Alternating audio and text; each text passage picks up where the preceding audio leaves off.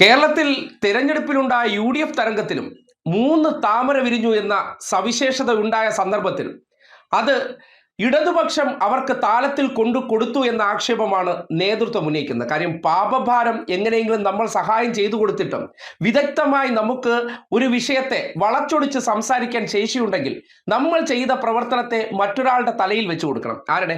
ഇടതുപക്ഷമാണ് അവരെ സഹായിച്ചതെന്ന് വരുത്തി തീർക്കാൻ പരിശ്രമിക്കുമ്പോൾ നിങ്ങളെ ഒരു പ്രതികരണം കേൾപ്പിക്കാം. കേരളത്തിൽ ഇടതുപക്ഷം 3-ാം സ്ഥാനത്ത് നിന്ന് പോരാടുന്നിടത്ത് അത് പാലക്കാട് എന്തുകൊണ്ടാണ് BJP തോറ്റത് എന്നതിനെ സംബന്ധിച്ച് തോറ്റ സ്ഥാനാർത്ഥിയായിട്ടുള്ള ശോഭാ സുരേന്ദ്രന്റെ ഒരു പ്രതികരണമുണ്ട്. ആദ്യം അതൊന്ന് കേൾക്കും. ഒരുമിച്ച് പിരായിരിയിലെ വോട്ട് ഉൾപ്പെടെ മാർക്സിസ്റ്റ് പാർട്ടി നിങ്ങളെല്ലാം തന്നെ കോൺഗ്രസിന്റെ പെട്ടിയിലിട്ട് കൊടുത്ത് നിങ്ങളുടെ വോട്ട് മറിച്ച് നിങ്ങൾ എന്നെ ഇവിടെ പരാജയപ്പെടുത്തിയിട്ടുണ്ടെങ്കിൽ നിയമസഭയുടെ പുറത്തെ കേരള BJPയുടെ കാവൽക്കാരിയായിട്ട് ശോഭയുണ്ടാകും എന്ന് പറയാൻ വേണ്ടി കൂടിയിട്ടാണ് ഞാൻ നിങ്ങളുടെ മുന്നിൽ നിൽക്കുന്നത്. അതുകൊണ്ട് കരഞ്ഞു മെഴുകിയിട്ടുണ്ട്. എപ്പോഴാണെന്നറിയുമോ? കരഞ്ഞു മെഴുകിയത് ഈ രാജ്യത്തിനു വേണ്ടി കാവൽ നിന്നിട്ടുള്ള ഉദ്യോഗസ്ഥന്മാർ, പട്ടാളക്കാർ. ആ പട്ടാളക്കാർ മരിച്ചു വീണ് അവരുടെ ബോഡി കേരളത്തിലേക്ക് വരുമ്പോൾ അതിന്റെ മുന്നിൽ കരഞ്ഞിട്ടുണ്ട്.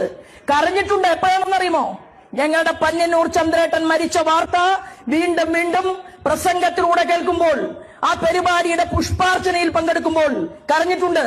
കണ്ണൂരിലെ ശ്രീമാൻ ജയകൃഷ്ണൻ മാസ്റ്റർ, ആ ജയകൃഷ്ണൻ മാസ്റ്ററുടെ ശവശരീരം അത് കൈകൾ കൊണ്ട് വാങ്ങാൻ സാധിക്കാതെ നിരവധിയായിട്ടുള്ള വെട്ടുകൾ വെട്ടി അദ്ദേഹത്തിന്റെ ശരീരത്തിൽ നിന്ന് ചോരത്തുള്ളികൾ കുട്ടികളുടെ ചോറ്റുപത്രത്തിലേക്കും പുസ്തകത്താളുകളിലേക്കും ഇറ്റിറ്റ് വീണപ്പോൾ അന്ന് കരഞ്ഞിട്ടുണ്ട്. അന്നൊരു തീരുമാനമെടുത്തിട്ടുണ്ട്. ആ ജയകൃഷ്ണൻ മാസ്റ്റർക്ക് വേണ്ടി യുവമോർച്ചയിൽ മുഴുവൻ സമയ പ്രവർത്തകയായി തീരുമാനമെടുത്ത് അത് പാർട്ടിയോട് പറഞ്ഞു. ആ സമയത്തൊക്കെ കരഞ്ഞിട്ടുണ്ട്. ഇത് ഞങ്ങളൊക്കെ ചിരിക്കുന്ന സമയമാണ്. ബംഗാളിലെ മാർക്സിസ്റ്റ് പാർട്ടിയെ തകർത്ത് അവിടെ നീണാളമാണ് ഒരു ജനാധിപത്യത്തിലും വിശ്വാസമില്ലാത്ത